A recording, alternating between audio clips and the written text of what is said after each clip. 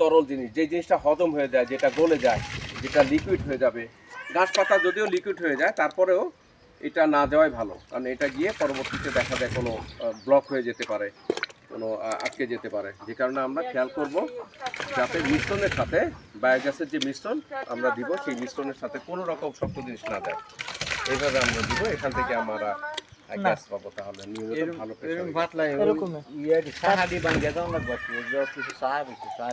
এমনি যখন ইয়ার মধ্যে লাগে তখন বাড়িতে মতো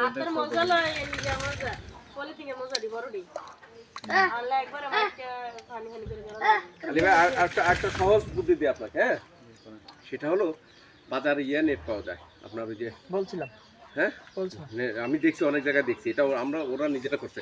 একটা নেট আয় না, আমরা কি করবো, এই বড় করে কাটবো, একটু একটু বড় করে কাটে নেটটা এখানে দিব, দিয়ে কি হবে, এই নেটের উপর আমরা ঢালবো, তাইলে ওই যে হাত দিয়ে আপনার ওই শক্ত জিনিস আর ইয়ে করা লাগবে না, নেট আটকে যাবে।